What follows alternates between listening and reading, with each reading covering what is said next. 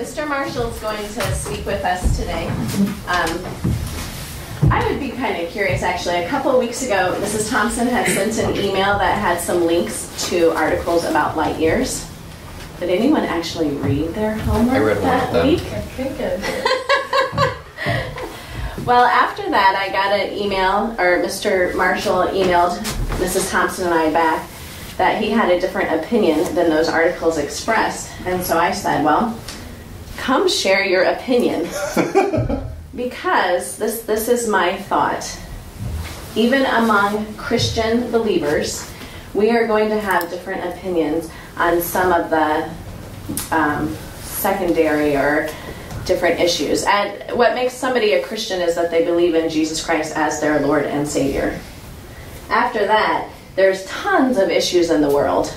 And you're going to find some Christians that agree, some Christians that don't agree. And so I think, and I looked up this verse, and I'm not quite in context now that I looked it up. But 1 Peter 3:15 says, be ready to give an answer for what you believe in. It says, be ready to give an answer for the hope that is within you. So he's really talking about for why you are a Christian, why you believe that way.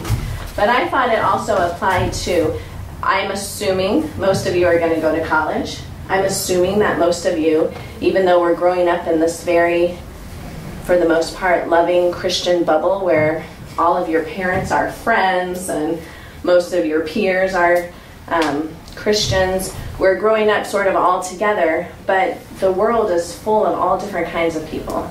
And you went to public college, right? Mm-hmm. I went to University of Arizona. I don't know where you went, Teresa. I went to a very sheltered school. But the point is, you are going to have different professors, different teachers. You're going to meet new friends. You should always be ready to have an answer for what you believe. So Mr. Marshall's going to share his opinion. It might be different from my opinion. It might be different from Mrs. Thompson's opinion, which is okay, as long as he has a reason for his opinion. And if I decide I disagree with that, then I need to have a reason for my opinion. Now, I'll tell you, because I expect that since Mr. Marshall has written a book and been studying this, that his opinion is going to be very well thought out. And I have to say, I did not pursue science. I did fine in school. I got my grades that I needed, but science isn't like my heart, you know. I love science. So, when I hear somebody that does and has really studied, and if I think to myself, I don't know if I agree with that, but I don't know why I don't agree with it, then my job is just to take a little note. And for you guys, your job is to take a note, talk to your parents, do some of your own studying, pray about it, and then decide. Either you say, I think he has a good point, and I'm going to agree. Or you're going to say, I disagree, and the reason I disagree is this, because you will have studied it, talked to your parents, prayed about it, and then you can confidently still be friends because you still believe the same thing about the most important person, Jesus, and you can still be friends because I'm confident of why I believe what I believe. He's confident of what he believes. Does that make sense? So that's why when he said, I disagree, I said, okay, come tell us why you disagree. And we'll take notes. Yeah. And I think what Laura just told me is that Mr. Marshall's very open to having you guys ask your questions and share your opinions as well, if you want to. Yeah. If you're too shy and you don't want to, that's totally fine too. Just take little notes and then check that out later. Does that make sense? All right. So again, this is Mr. Marshall's opinion, not Carol. Mrs. Canada, not Mrs. Thompson, not Ode. Ode really doesn't have an opinion. We've never stated this is what Ode believes. Other than I guess I'm making a statement now of saying I think we should hear what people believe and decide for ourselves. All right? Yes, and that's how you learn to think. Right? Test everything, hold to that which is true. 1 Thessalonians. So, Perry Marshall, nice to meet all you guys. I don't really know you, I don't really know you, I don't really know you. I know the rest of you. What's your name? Chloe. Chloe, James, Abby. Okay, I'll try. Okay, so I got 8 topics I wrote down here for you. How old is the universe? How to crush atheists. The story of how science came from faith. Genesis, modern science. Do they line up? Where did the dinosaurs go? Math proves God. How to achieve 50% results with 1% of the effort, and how to build a subwoofer. I could talk about any of these things very competently. So y'all get 2 votes. Pick 2 things you want to hear about today, and I will tally them up and we will go from there.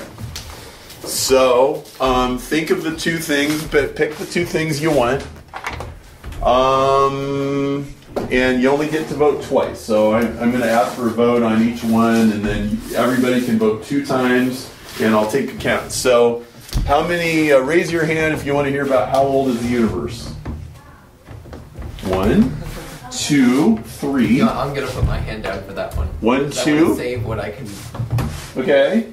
How to crush atheists. Anybody want to hear about that? 1, 2, 3, 4. Okay. The story of how science came from faith. Okay. Genesis versus modern science. Okay. 1. We need at least 1, right? Where did the dinosaurs go? Wow. 1, 2, 3. Math proves God. 1. How to achieve 50% results with 1% effort. 1, 2. And how to build a subwoofer. I knew it. 2. Okay. So my top votes are where did the dinosaurs go and how to crush atheists. Wow. And then I got ties on a bunch of them. Well, my answer to where did the dinosaurs go is really short, so we can actually skip that one. They got stolen. See, if you leave your laptop at Starbucks all afternoon, will it be there when you get back? No. Well, you had all these dinosaurs just roaming around for a long time. It was inevitable somebody was going to take them. I think they go on. This cannot be the story. If you were an alien, wouldn't you take the biggest stuff you could find? I mean, then wouldn't it make more sense to take Earth? Oh, it's too big. Anyway, that is really all I have to say about that subject. So let's go to. Does anybody want to tip the scales? This one.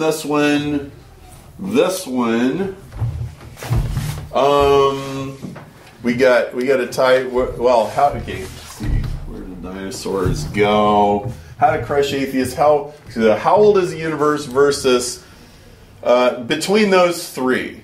We have 1 vote or something. Yeah, 1 vote. How old is the universe? 2. Me too. 1, 2, 3. And how to 50% results with 1% effort. 1. And how to build a subwoofer. 3. Okay. All right, we will cover. I think we can probably cover several of these. So, let's talk about. Actually, you know what? Let's start with this one. Mr. Marshall? Yes. At the end, can you do about 3 minutes on Math Proves God? I have a number of chemistry students who have been learning Avogadro's number. Yes, and actually this one is really interesting. This is really interesting. Okay?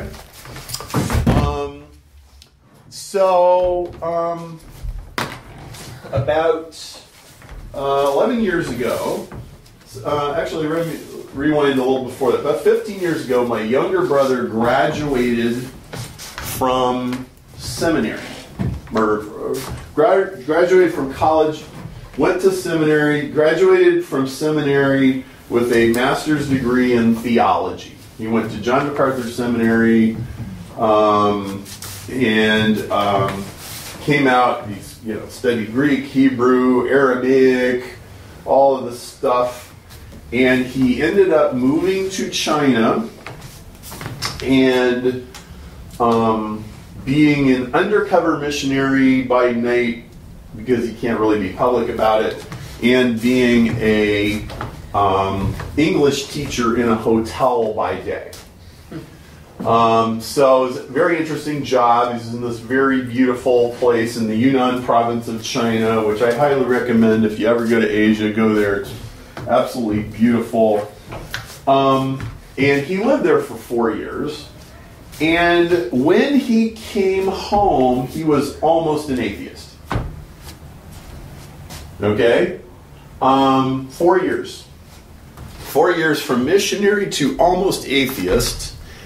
And in this whole time we were emailing back and forth and having very detailed theological, philosophical, scientific discussions, and he is like making this major change in his belief system.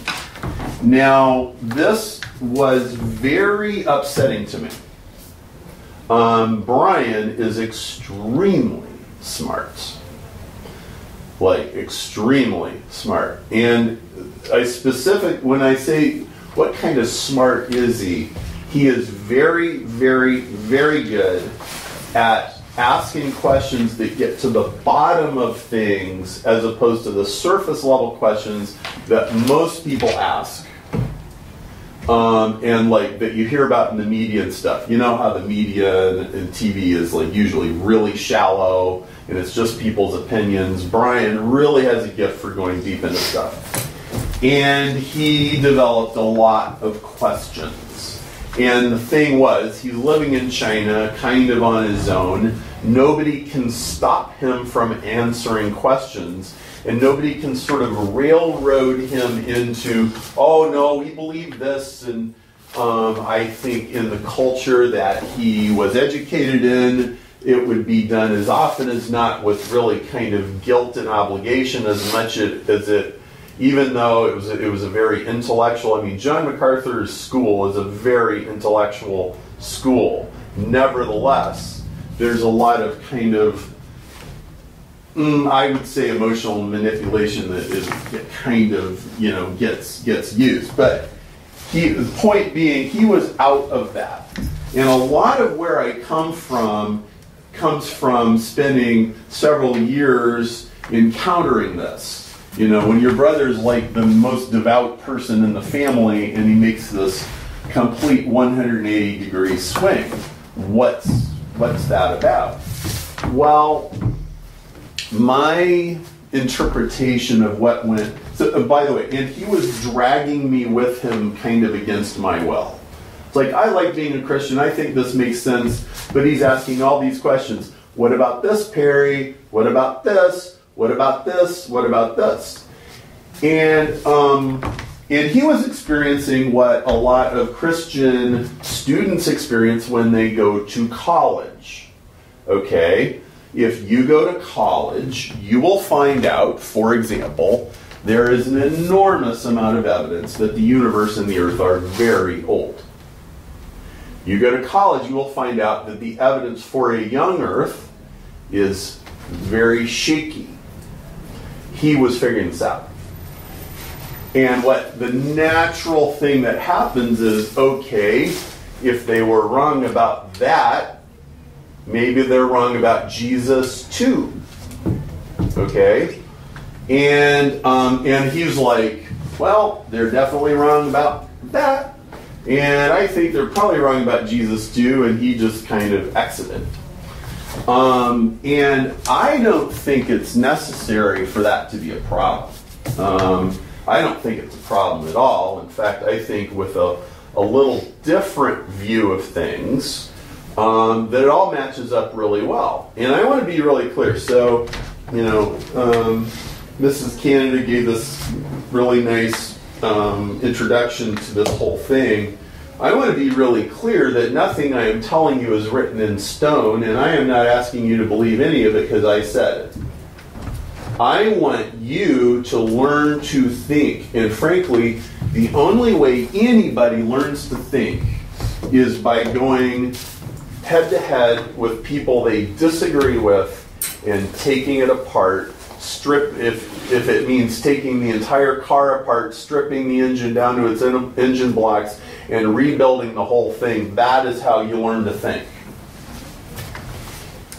You will never learn to think by memorizing and reciting a set of truths that you are scared to death to ever question.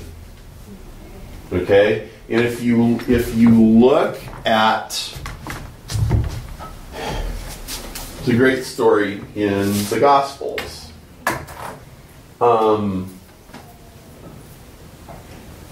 Jesus says to the Pharisees, which is harder, to forgive a man's sins or to say, rise and walk? And to prove that I have this authority, I forgive you of your sins, rise and walk. And the man rose up and walked. Jesus carried proof. Okay? In my opinion, when you read through Scripture, hardly ever is anyone ever expected to believe anything on pure blind faith. Christianity is a historical, evidence-based faith. Now, Hinduism is not. Hinduism is almost entirely metaphysical propositions. It is not a historical religion. You read the Vedas, it's a bunch of stories and metaphors and parables, if you will. Jesus was a real person. He walked the earth. How many times in the Old Testament does God say, I am the God who brought you out of Egypt? That was a historical event. That, oh yeah, your grandpa's grandpa, they remember that. They were there. We have this altar that someone built in this certain place. See, this is when it was built. This was why it was built. It's all grounded in history. Christianity is an empirical religion. You know what the word empirical means? Who knows what the word empirical means? It's a great word. Demonstrable. You can demonstrate that it's true. Thomas doubted Jesus.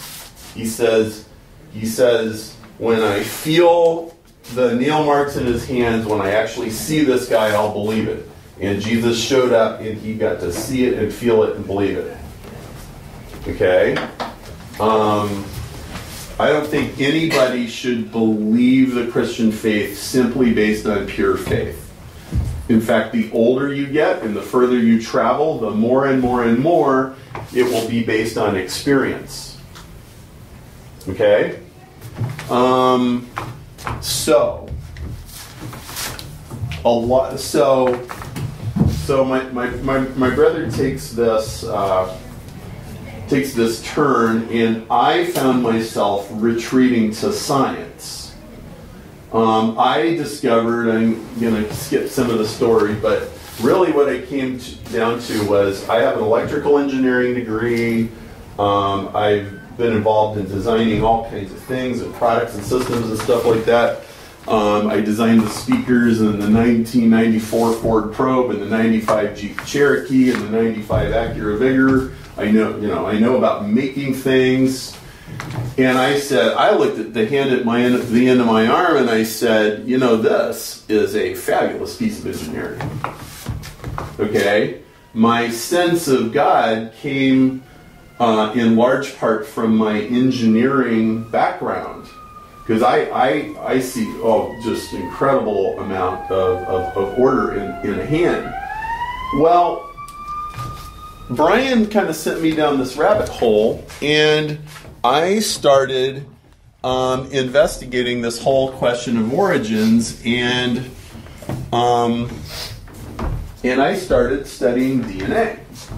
Now, I should have brought a copy with me. I didn't. But in 2002, I wrote a book called Industrial Ethernet. How many of you know what Ethernet is? The blue cable that plugs in your computer, carries the internet.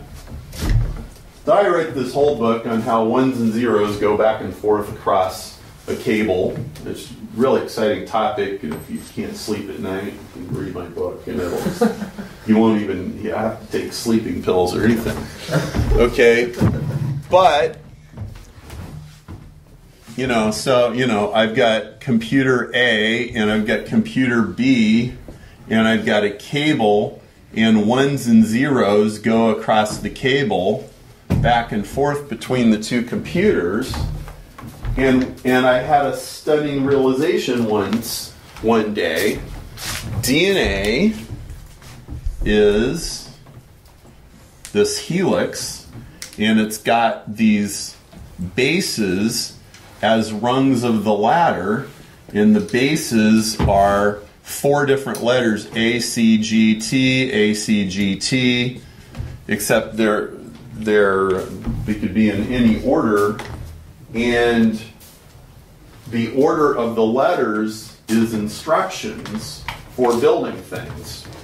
So they're grouped in 3s. So let's talk about computer codes for a second. And by the way, we're still talking about how to crush atheists. Well, this is part and parcel of it, okay? I have debated with more atheists than any of you have ever met. Like thousands of them. Which I'll get to that. Well, in computers, generally, data is in units of 8 bits, which is a byte. Okay? 1, 2, 3, 4, 5, 6, 7, 8. Okay? And if you have 8 bits and each bit can be a 1 or a 0, then you have 256 combinations. Does that make sense? 256 things you could do with those 1s and 0s. In DNA, you have 4 bits, which can be 3 different ways. 4 to the power of 3 is 64. So in computers, you have 256-bit packets, and in DNA, you have 64-bit packets. And then there are instructions to build stuff. So, for example, GGG is instructions to make an amino acid called glycine. A, for example, is instructions to make lysine. And there are 20 amino acids, and all of the proteins that make your body are built from those 20 amino acids. And so what you have is you have a string of digital code that says, make this, make this, make this, make this, then put this together with this together with this together with this, and you add instructions on instructions on instructions on instructions, and you have instructions to build an eye, a liver, teeth, skin, a whole human body, a spine, everything. And it's all digital code. It's fundamentally just like the internet. Okay? In fact, it's remarkably similar. We didn't even begin to know how similar until the last 30 years, and most of the stuff that the internet was made from was developed long before that. So, we developed all of these digital coding techniques of here's how to put the message onto a disk drive or onto a wire, and here's how to detect errors, and here's how to correct errors, and make sure that the message is transmitted right. Make sure that your cell phone call isn't dropped when you go across a bridge or something. We figured out all this stuff, and we come to find out that all the same stuff is already in DNA, except it's more sophisticated in a cell than it is in your computer. So, it's a digital code. So, now we're getting to the how to crush atheist part. Okay, 1. DNA is a code. Well, then the next question is, where do codes come from? So, who can think of another kind of code? Morse code. Morse code. Somebody tell me another kind of code. Like,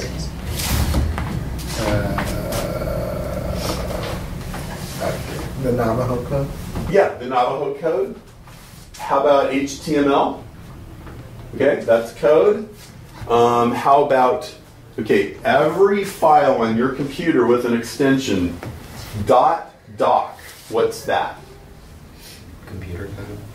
If you have a file on your computer and it's called caden.doc, .doc, or .docx, what kind of file is that? It's a text file. It's a Microsoft, Yeah. it's a Microsoft Word file, right? .txt, what's that?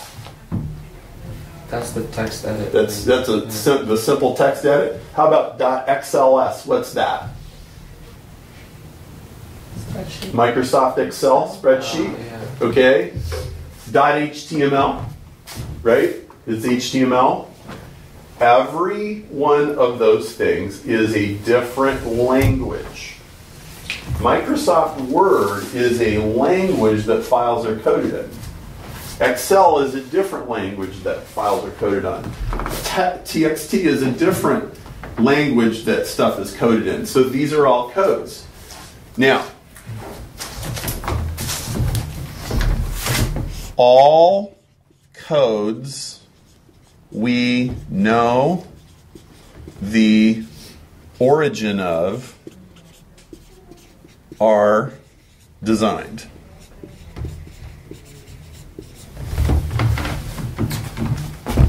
There is no code where we know where it came from that's not designed.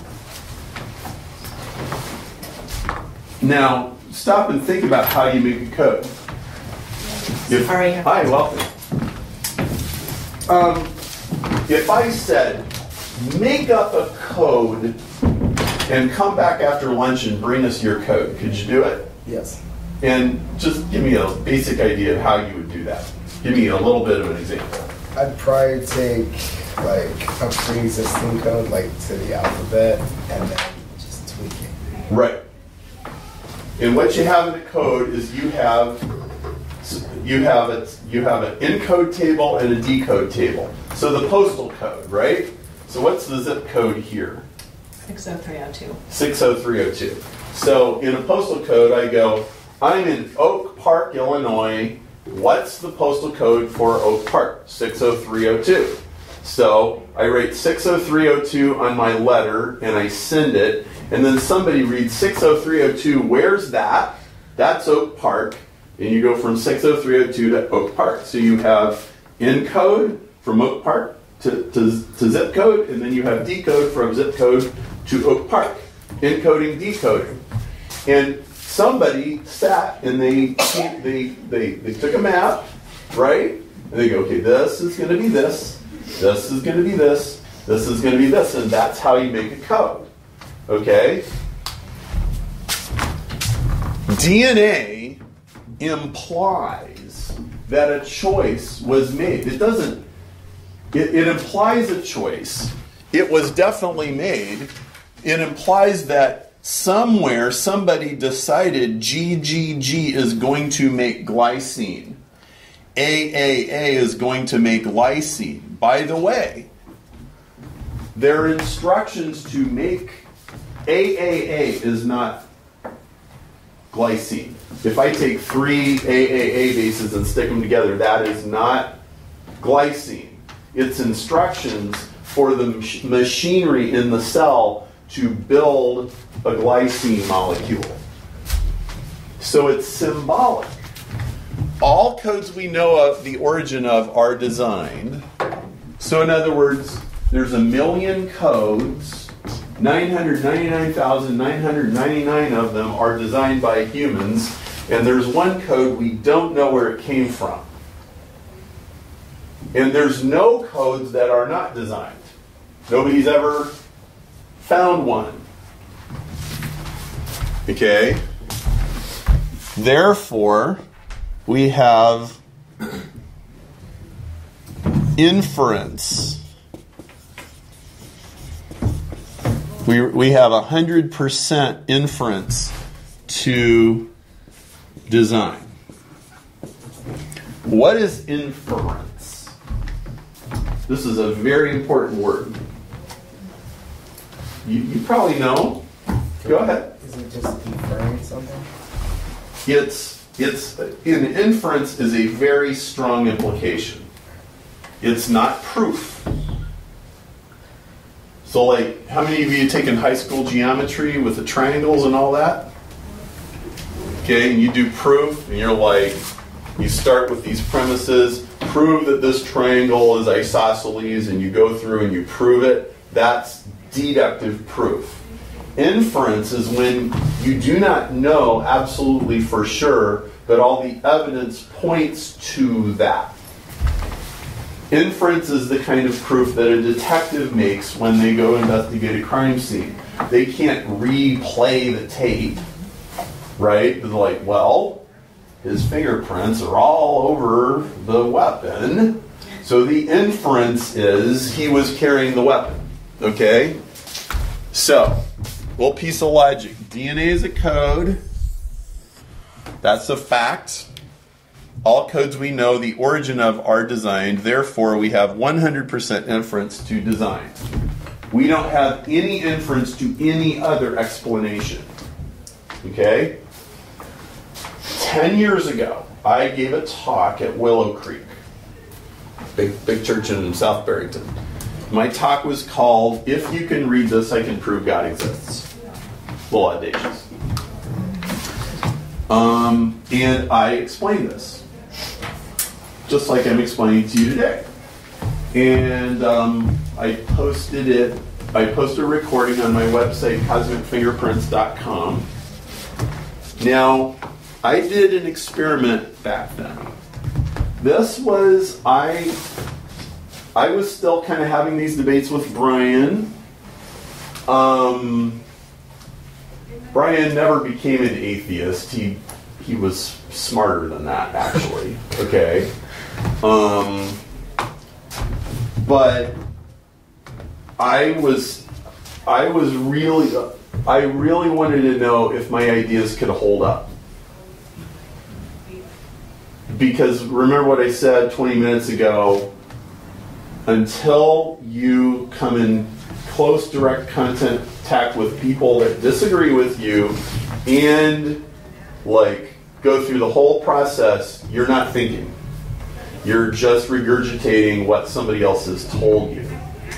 And the most important thing that I could possibly hope you get out of this is that you guys get a sense of that you can go into the world, and even if you don't have the answers that you need, that you will be able to put them together and you will be able to figure it out. And when you get to the end of the process, you'll find out that Christianity can absolutely hold up to scrutiny. Okay? You should never be afraid that Christianity won't. Now, I can't give you everything I know. I can just do my best to reassure you, if you go looking for the answers, you will find them. I can't give you a giant download today, okay? But it will hold up, okay? Therefore, do not be afraid of anything that comes your way. There's nothing to be afraid of. So, I wanted to know, can this hold up? So, here's what I did.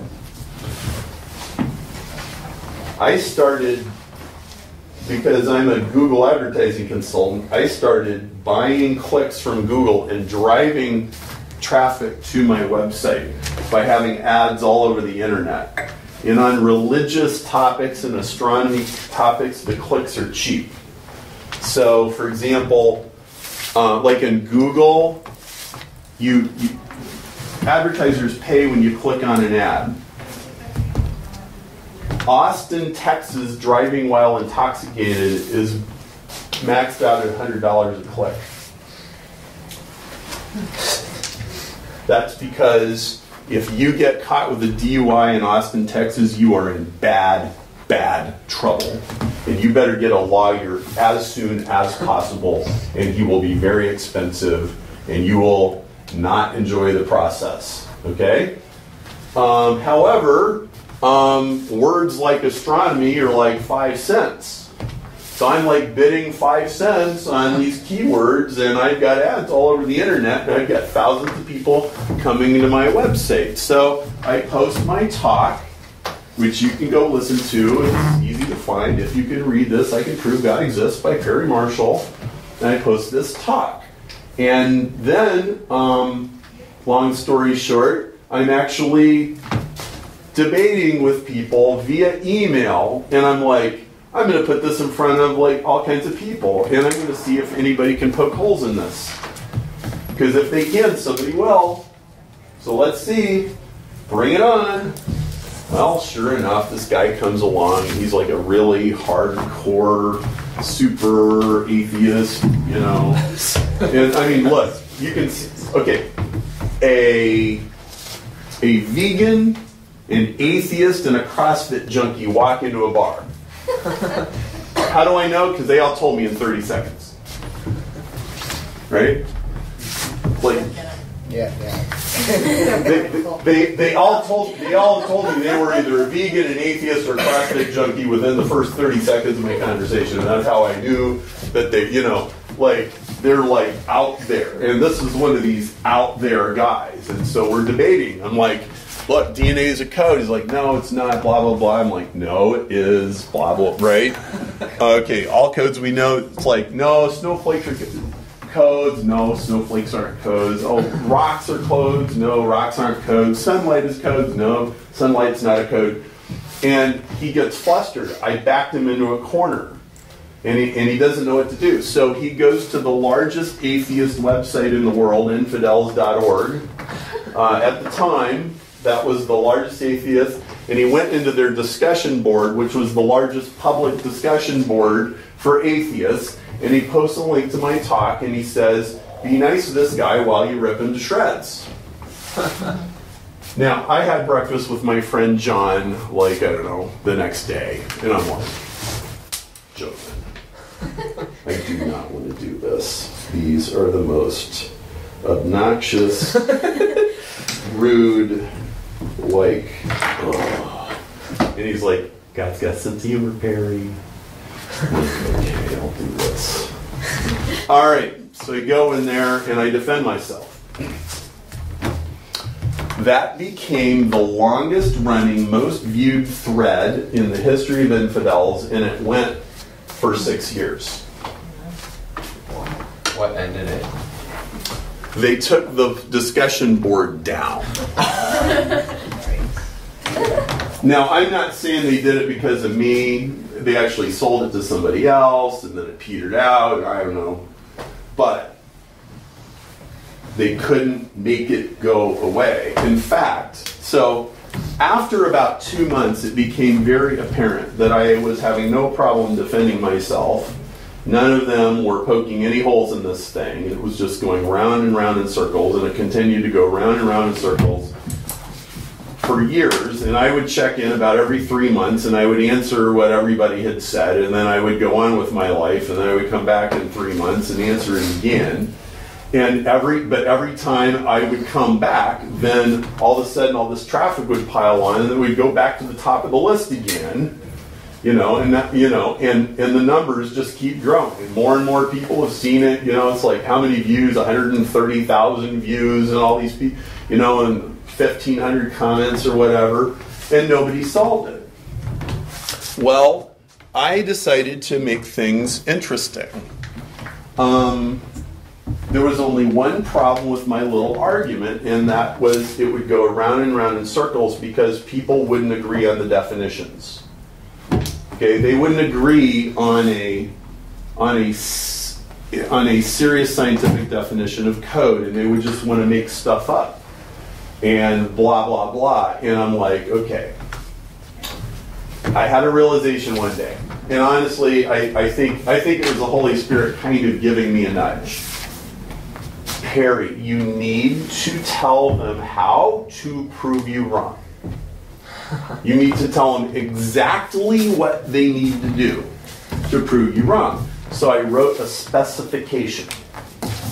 I said, if you want to prove that that you found a naturally occurring code that nobody designed, here's what you have to do. And I consulted an engineering textbook and I put it all together. You can go see it. It's at naturalcode.org if you want to see it. And there's a whole page and it says, if you want to show that you've come up with a code and never designed it, here's how you do it.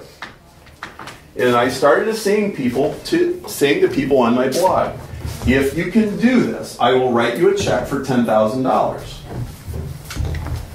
And the arguments just stopped. It was really interesting. I'm like, dude, meet the spec, get the check. Okay? Not one submission in 5 years. Okay? So I know this is solid. Now, in September, I'm coming out with a book called Evolution 2.0, Breaking the Deadlock Between Darwin and Design. This challenge is really the cornerstone of the book. Okay? But I'm raising the stakes from $10,000 to $10 million. Let me explain how I'm doing this. I don't have $10 million. However, I know a lot of investors, I know a lot of business people, and here's how it works. If somebody can discover a code that's not designed and repeatably demonstrate it, if they can pour chemicals in their bathtub a really special way, and get the communication to go from the right side to the left side, like that, we'll pay them $100,000 and say congratulations. However, if the way they did it is patentable. Now, a patent is a government document that says you get to make this and nobody else gets to make it. Like Apple has a patent on that little magnet connector on the power cord, and you yank it and it doesn't break off, right? They have a patent on that. Nobody else gets to make that because they hold the patent. So what we're saying is if you can figure out how to make a code without designing one, you've actually created artificial intelligence, and if you own the patent for it, you have something that's worth a ton of money. And we will buy the patent from you. When the patent is granted, we will pay you $10 million.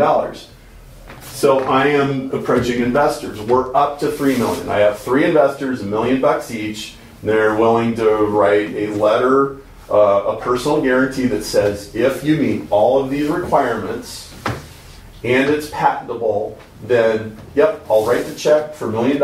I'll be a shareholder in the corporation. We'll own these patents. We'll go sell them to Apple or sell them to Google or whoever, and we'll make a lot of money with this because this is very valuable.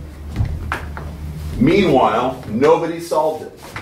And you don't get to make up stories like, well, there were these chemicals in a warm pond, and they self-organized, and they started replicating, and then the first cell emerged, and then the cell began to evolve into other things, and then you get us.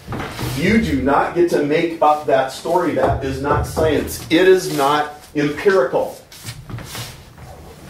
Now, what you will find when you peel the layers in these discussions, you will find some things that Christians believe don't make sense.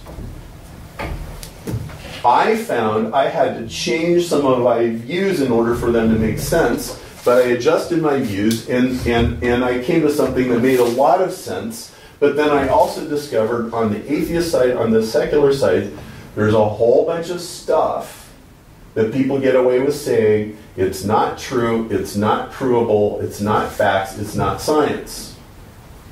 Okay, the life emerged from a warm pond story being like one of the biggest ones.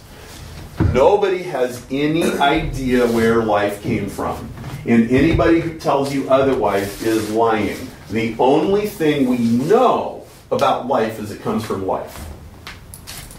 Now, logically, you know there had to be a first life, right? So logically, not empirically, logically, we know there had to be a first life, but we don't know how it got there. Okay? But if you know, now, and of course, you can go to my website, cosmicfingerprints.com, and it's all over it. Okay? In fact, you can see me debate this 50 different times with 50 different people and see how it's done. You can back any atheist into a corner in 10 minutes with us. And they have no counter-argument. Now, I'm not saying we can't discover this. I'm not saying it's impossible for this to happen. But we haven't discovered it. Does that make sense? So, how to crush atheists. Check. Well,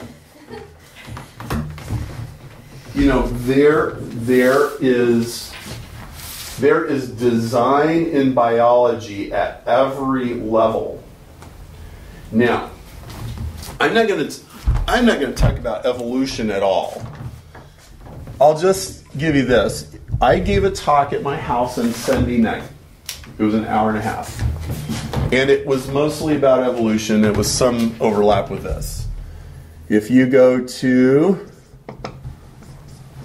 budurl.com/teachevolution, I got a video up and you can watch the whole thing. Here's a handout. Now, God. You got a half an hour? Is that about right? You got till 10. I got till 10, okay. Okay. How to crush atheists. How old is the universe and how to build a subwoofer.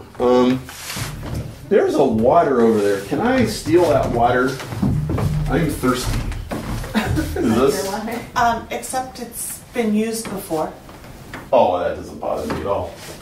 Like used for what? Oh. Drink? Or for a is that a scientific new one? experiment? Oh, Open. Is that okay? Yeah, that's fine. Sorry, I'm just, Okay. my mouth's getting dry and, okay. Over and over again. I'll pay somebody for it no, if it's I'm okay. taking the water. I just don't want you to do a chemical experiment.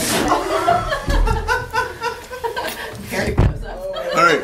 That wasn't water. Now, okay, let's talk about how old is the universe. Now, again, nothing I am telling you is carved in stone. And you're not supposed to believe any of this because I said it. I think you should go find out for yourself.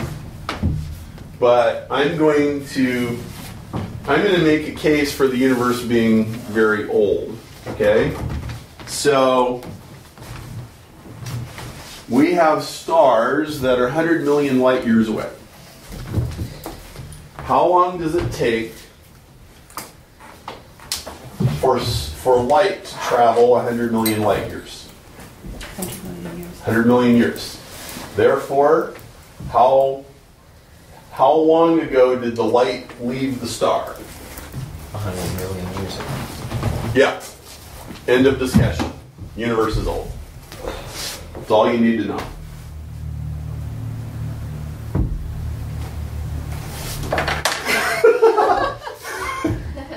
Why? Why is that?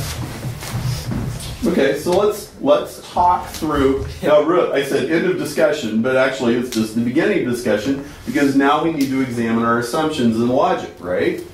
So I'm saying, well, all you need is simple division and multiplication, and like 100 million light years. You know, light is 180,536,000 miles a second. Multiply that out. The star is however gajillion miles away.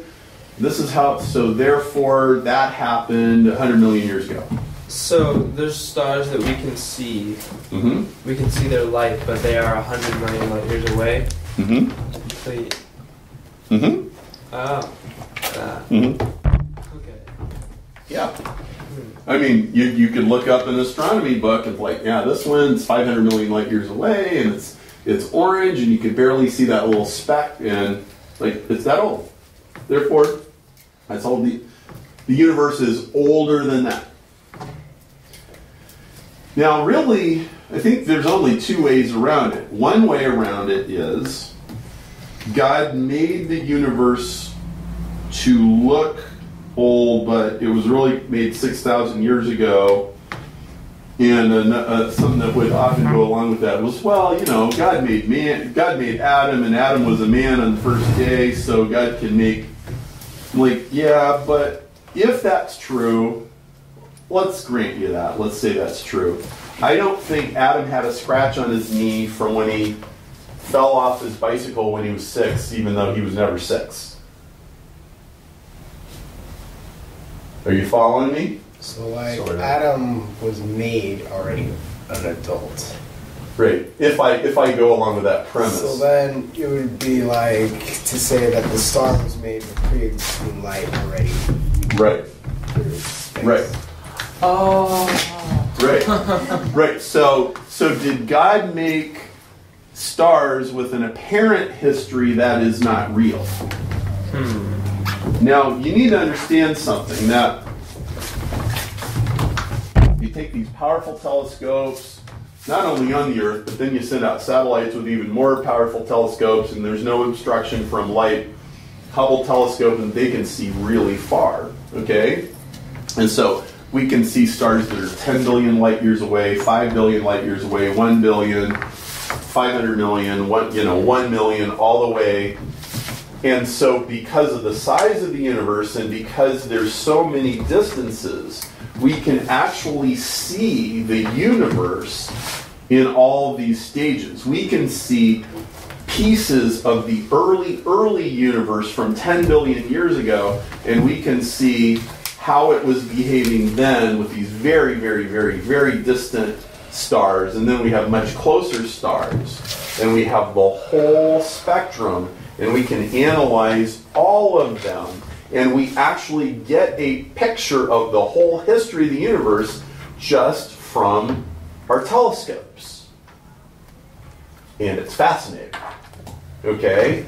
And it's a very detailed history. You can watch stars being born 700 million years ago right now. Which, what that tells me is God's actually put us in a position to gather a ton of information about how He made the universe. Okay? Now, another way to get around, so is that history fake or is it real? I insist it's real. In fact, I'm going to suggest you're in big, big trouble if you go with well, that history isn't real, it was just made to be real. It makes God a liar. And I could say, hey, you know what? We were all created 5 minutes ago with our memories intact. And you could not prove me wrong. Okay? I believe in realism, which is that what we see, what you can measure, what you can observe is real. And you need that for Christianity to stay together. Oh, so Jesus just appeared to die on the cross? The Muslims say that. No, he really died. Like, the Roman soldier saw it, made sure he was dead, did the spear, broke the other two guys' legs. It's all very historical and empirical. Okay? Christianity is an empirical religion. I believe science came from Christianity, and that's one of the reasons. I won't go down that path right now. Isn't this as simple as, though, which came first, the chicken or the egg? How people talk about that? Because I have said I think the chicken came first because I think God made the chicken. Well, I think boy, I would love to go down that rabbit hole, but I think that's probably, maybe save that for later. But I don't think going that didn't really happen, it just appears to have happened path, I don't think that's a good path at all. It just cuts your life right up from under you. You can't prove anything with that kind of a theory. Now, the other theory would be the speed of light is changing. So I want to address that. speed of light is changing. So, how many of you have ever seen this?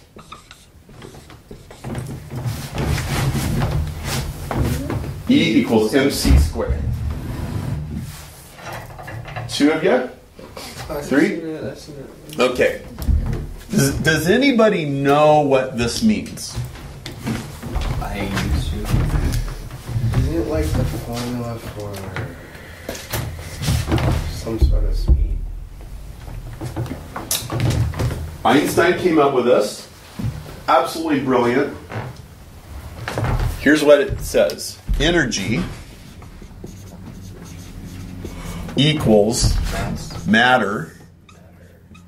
Mass. Yes, actually, mass times speed of light to the power of 2. And speed of light is 3 times 10 to the 8. So 3 times 10 to the 8 squared. Big, big, big, big number.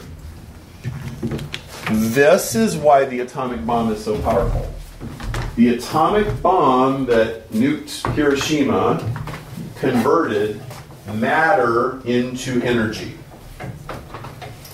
A tiny amount of uranium or plutonium was converted to a massive amount of energy that completely destroyed Hiroshima and Nagasaki. Okay? Einstein discovered that matter can be converted to energy and energy can be converted to matter. Okay? So, if you're going from matter to energy, huge. If you're going from energy to matter, it's like really inefficient. Like, okay, I got this little solar cell in the sunlight, and let's see, how many grains of sand I can make. Yeah, well, after about 1 trillion years, you'll have, the tiniest grain of sand converted from all that energy. Do you follow what I'm saying? Now, this is a constant. It doesn't change. The speed of light does not change, and we know it to 9 decimal places at least of precision, and it doesn't change. The fact that this doesn't change gives you conservation, the law of conservation of matter and energy. Matter and energy cannot be created or destroyed. They can only be transformed from one to the other. If the speed of light is changing, law of conservation of matter and energy, which is one of the oldest and most trustworthy principles in all of science, goes out the window. Now, as an electrical engineer, I can also tell you a whole bunch of other things in modern physics would completely fall apart if the speed of light was changing. Also, if the speed of light were changing, we'd be able to see it in our telescopes. Because the Doppler effect, how many of you know what the Doppler effect is? Raise your hand. I heard that word. It's when a train is going by really fast. It goes, yeah. Right? It's coming towards you, and the pitch goes up, and it's going away from you, and the pitch goes down. The Doppler effect also happens with light. And in astronomy, it's called redshift. The stars are moving away from us, and because they're moving away from us, it takes the spectrum and shifts it a little more red. And we can tell from how much it's shifted how fast the star is moving away from us. How do we factor in the fact that this happened like 700 years ago? What do you mean? Like, if it's moving away from us, what if it's no longer there right now? When would we see that? Since if the light were to stop, it would still take however long to get to us. Well, right. So you look at a certain star, and you only know what was happening. You see it right now, but you figure out how far it was, and you're like, okay, that is what was going on as of 1 million years ago. It could have blown up. Luke Skywalker could have stolen it. Like, whatever, right? So you don't know. You have no way of knowing. But I want to give you a sense of physics is a very precise discipline. It's precise to like 3, 5, 7, 10, 15 decimal places. It's very hard math. And so astronomers actually put together a very detailed history of the universe. Now, here's what it really tells us. So, how many of you heard of the Big Bang? Right, everybody's heard of the Big Bang. Now, the phrase Big Bang was coined by an atheist who hated it. Okay? When you say Big Bang, it sounds like a sloppy explosion or it sounds like a hand grenade. It's actually the most precise event ever. Let me explain that. So first of all, before the Big Bang Theory, astronomers thought the universe was eternal. They thought it had always been here. Yeah. To put what he's saying in perspective, and I don't know how many of you guys remember it, we watched about a 7-minute clip of how the universe is being measured. This is the same thing he's talking about, is what that 7-minute, and remember they started and I don't remember exactly how it started, but then it said, I'm this tall, this is 10 times, this building's 10 times me, and then it showed, the city, and then it kept going outward. This is exactly what, it's the same thing that video showed. Yes. So, a long time ago, they thought the universe had always been here. A Belgian Catholic priest who was a physicist named George Lemaitre came up with a different theory. He said, all these stars seem to be moving away from us. I think they were all in one place at the beginning. And everybody's like, don't you bring that Genesis 1 stuff in here. Because what he's really saying is, in the beginning God created the heavens and the earth, that there was a beginning. Furthermore, space and time are interlocked. Einstein figured this out in the 1920s. So that means, as space expands, time goes forward. It means if you imagine it going backwards, when you get to the start, that is the beginning of time, and there is no time outside of that. There's nothing. You can't even imagine nothing. Are you tracking with me? Yeah. So it's like a dot expands out at incredible speed at a certain instant in time, and that is the beginning of time. Now, the Bible describes time as having a beginning. The Big Bang Theory fits Genesis 1 perfectly. In the beginning, God, who already existed, in the beginning of time, God created the heavens and the earth. Now, I wish I had a spray bottle. I want you to imagine I have a spray bottle. You know how you can twist it, and you can twist it one way and it burbles out some water, and you twist it the other way and it makes a fine spray. The speed of the Big Bang, if it had been a little too slow, it would have been like water burbling out of a squirt bottle, and what would have happened is it would have all gone out, and then gravity would have caused it to collapse on itself. And it would just clump and turn into a big black hole. Okay?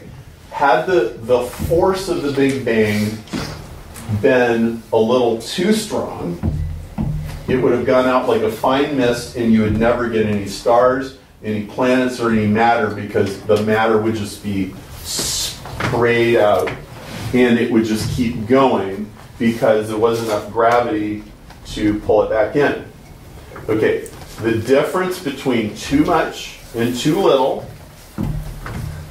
is 120 decimal place of precision. In other words, it had to be right to within 0.00000, 120 decimal places.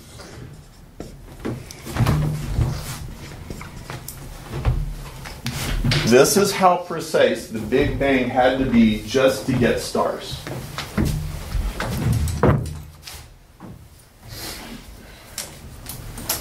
So you're saying God created the Big Bang? Yes. So since we have 15 minutes, Yes. how do we get from, if you believe that Genesis 1:1 is stating God is the designer from your first talk, God created the Big Bang. Yep. But then how are we going to skip everything up from plants, animals, and people? Well, so let's go through this right now, because that is exactly. So I'm handing out a little handout. So while maybe we can get through this really quick, and maybe even have a little bit of time for a subwoofer or something. Does everybody else know? Yeah. A subwoofer is the thing in the speaker that makes the bass sound. You get the big bass. Okay, so if we went to a secular geology book, a secular astronomy book, here's the history that it's going to give you. It's going to tell you that the Big Bang was 13.8 billion years ago. It's going to tell you that the Earth started to form, then our solar system formed. It's going to tell you that that the Big Bang built up chemical compounds, starting with simple things like hydrogen and oxygen, to more and more and more and more complex atoms like metals. Metals come from exploding stars. Metals are actually built inside of stars. And you have this whole process that takes a very long time, and you build up this complex chemical structure. You have the Earth forming about 4 billion years ago. You have a giant asteroid hitting the Earth, striking the Earth, and forming the Moon. And that was about 4 billion years ago. You have a period called the Hadean period, which comes from the word Hades, where the Earth was just, this mass of hot gases and everything, and then it slowly cools. Then you have the ocean, you have land forming, you have the ocean forming. Then you have the first forms of life. You have birds and fish. Then you have land animals. Then you have man. Okay? And any secular science book will say that. Now, let's look at Genesis and do a cross correlation. Okay. In the beginning, God created the heavens and the earth. In the beginning of time, God created out of nothing the heavens and the earth. The atheists resisted the Big Bang until there was so much evidence that they just couldn't deny it. It was not well received at first. Okay? Now, the earth was formless and empty, darkness was over the surface of the deep, and the Spirit of God was hovering over the waters. Now, big question. The Genesis 1 story, what physical point of view is that story told from? Don't read my thing. I want to ask you first. Genesis chapter 1, that whole story. What physical vantage point is that story told from? Looking down at the earth. Okay, is it looking down at the earth? What God told Moses. What God told Moses. And did God tell the story from a point of view? No, he kind of tells it from everywhere. Are you sure? It doesn't necessarily say that he was above it or behind it or below it or around it. It does. There. It says that the Spirit was hovering over the waters, right? Yes. Yes. Now the earth was formless and empty. Darkness was over the surface of the deep, and the Spirit of God was hovering over the waters. I would like to suggest to you that everything you read from verse 2 on is told from a physical point of view from the surface of the earth. It's not told from an outer space, omnipotent point of view. It's told from the point of view that is established in verse 2. This is very important because the story doesn't make sense scientifically unless you add that assumption. When you add this assumption, it all fits really nicely. So let me go through it. And God said, "Let there be light," and there was light. God saw the light was good, and he separated light from darkness. He called the light day, and the darkness he called night. There was evening and morning the first day.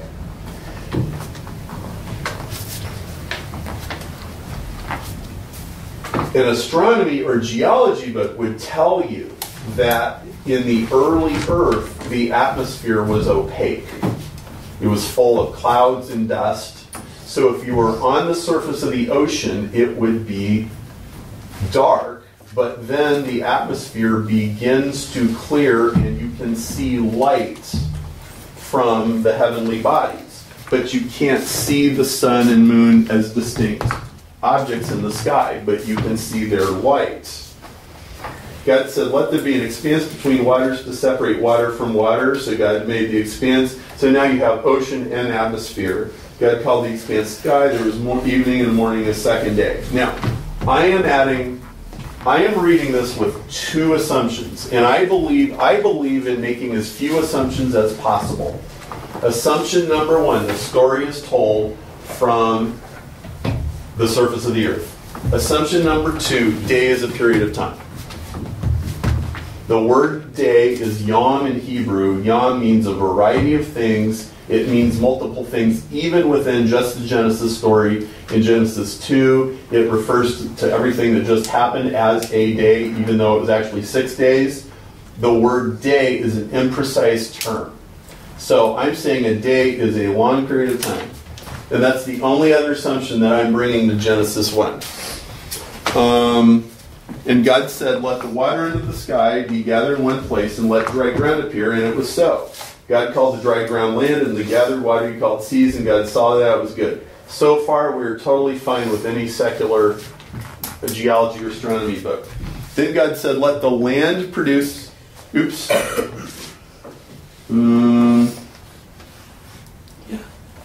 Let the land produce vegetation, seed-bearing plants and trees on the land that bear fruit with seed in, according to the various kinds, and it was so. That all happens. Then God said, "Let there be lights in the expanse of the sky to separate day from night. Let them serve as signs to mark seasons and days and years." What I believe this is saying is the atmosphere became clear enough to see the sun and moon, which again is completely consistent with what any secular textbook would tell you. You have light. God made two greater light to govern the day, lesser light to govern the night. He also made the stars. Then God said, "Let the water teem with living creatures, let birds fly above the earth across the expanse of the sky." So God created the great sea creatures. God blessed them. Great. God said, "Let the land produce living creatures according to their kinds, livestock." Then God said, let us make man in our image. And God created man in our image. Be blessed and be fruitful and multiply. All of this is exactly right according to modern science. It exactly fits it all, and it's in the correct order. It is true we had birds and fish before we had mammals. It's true we had plants before we had birds and fish. It's true the atmosphere was opaque and then it became clear. It all matches. And there is no other ancient religious text that can even be made to fit modern science. This fits it exactly.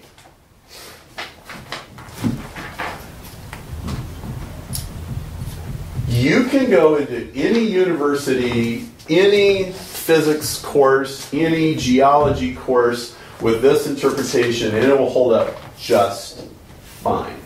And there's no war between science and religion. There's no war between science and Christianity. It all fits just fine. Now, if you want to get into the evolution discussion, you can go to budurl.com/teachevolution, and you can watch my talk that I gave the other night, and I'll go into that. That's a very fascinating subject, and I just don't have time to go into it. But, let's see, 5 minutes to go. Questions?